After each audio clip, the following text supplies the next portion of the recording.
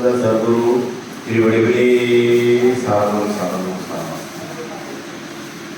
இந்த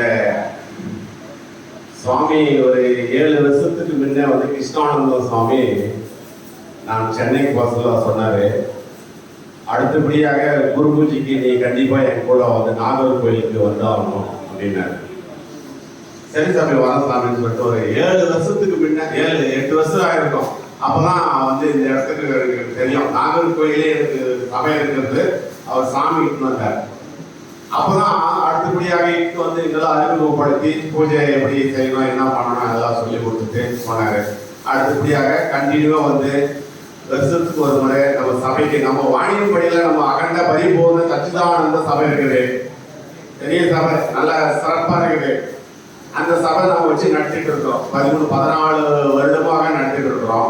அதனால நம்ம வருஷத்துக்கு ஒரு முறை இந்த சபை வந்து நம்மளுக்கு பத்திரிகை அனுப்பிடுவாங்க நாகர்கோயில இருந்து.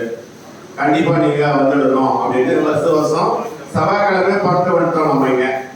ஏன்னா எனக்கு வந்து குரு பூஜை தான் எனக்கு திருவிழா மாதிரி, எனக்கு ரொம்ப சிறப்பு. இப்போ பொங்கல் வந்தா தீபாவளி வந்தா குழந்தைகளுக்கெல்லாம் எப்படி பட்டாசு வெடிக்கிறது எப்படி ஆனந்தமா இருக்கும். எல்லாரும் சொல்றேன், குழந்தைங்களுக்கு தீபாவளி வந்தா புது துணி கொடுத்து பட்டாசு வெடிச்சு அப்பா அம்மா வாங்கி கொடுப்பாங்க, சிறப்பா ஆனந்தமா இருக்கும். அந்த மாதிரி எனக்கு எங்க குரு பூஜை ஆகுதோ எனக்கு ஆனந்தமா இருக்க, சிறப்பா பட்டாசு வெடிச்ச மாதிரி எனக்கு கம்ப்ளீட்டு பட்டு உடனே போயிடுவேன். எவ்வளவு செலவானாலும் எவ்வளவு தொலைவானாலும் குரு பூஜைன்னா முன்னாடியே பிஃபோரா வருவேன். நான் அந்த கரெக்ட் டைமுக்கெல்லாம் வர மாட்டேன். ஒரு நாளைக்கு முன்னாடியே போயிடுவேன். போயிட்டு சபையிலே தங்கி எல்லாருக்கும் என்ன பண்ணணுமோ சாமிக்கு சந்தை என்னென்ன தேவையோ பூஜை எல்லாம் சிறப்பா பண்ணுவோம்.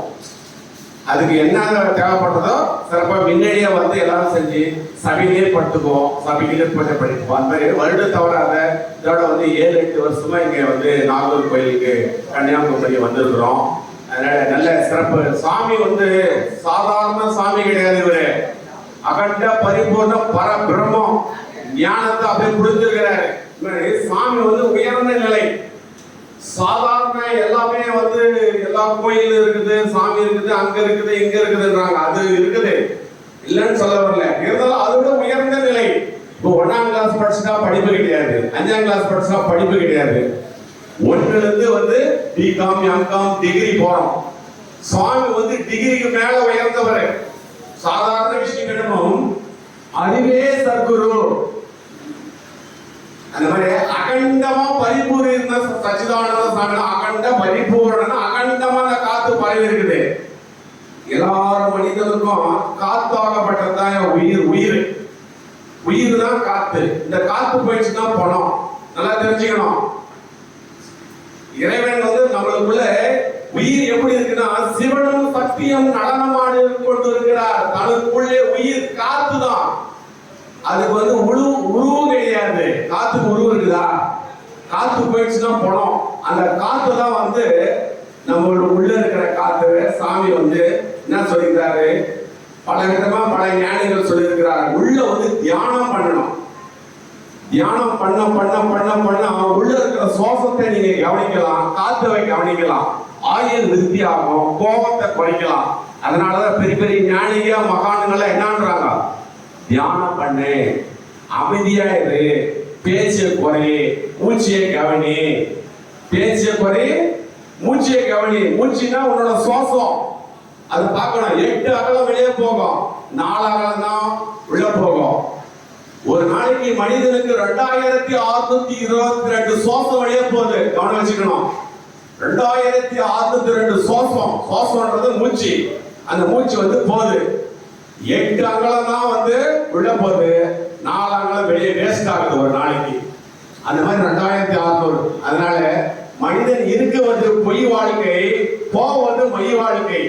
இருக்கிற வரையும் சிவனை குருநாதரை வந்து கெட்டியா பிடிச்சுக்கணும்.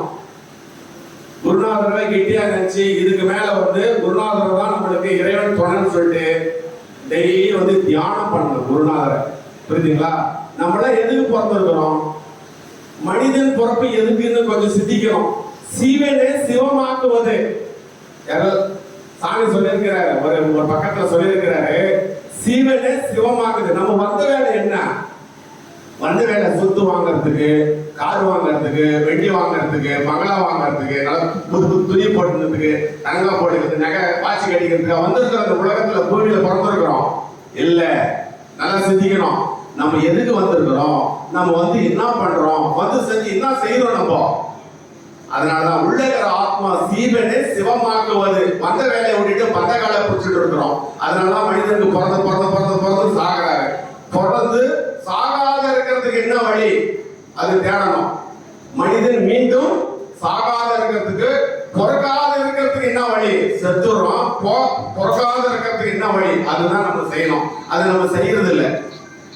கல்யாணம் பண்ணிக்கிறோம், குழந்தை பெற்றுக்கிறோம், அது வளர்க்குறோம், அது அவன் அதே செய்யறோம். அதே செஞ்சுட்டே இருந்தா எப்ப இந்த பிறப்பு ஒழிக்கிறது? அதனால ஒவ்வொருத்தரும் வந்து சீவனை சிவமாக்கிட்டா இங்க வேலை இல்லை, பிறக்கிறதும் கிடையாது, இறப்பும் கிடையாது. அதனால ஒவ்வொருத்தரும் வந்து குருநாதரை கெட்டியா பிடிச்சிக்கிட்டு இதுக்கு மேல எனக்கு பிறப்பே வேண்டாம், நான் இங்க பிறந்தது ரொம்ப படாத பாடுபட்டு இருக்கிறேன், இறைவா உன் அருள் எனக்கு எப்பவும் வேண்டும், உன் அருள் வேண்டும், அன்பு வேண்டும் அப்படின்னு டெய்லி காலையில தூங்கி இறந்த உடனே 1 மணி நேரம் தியானம் பண்ணுங்க.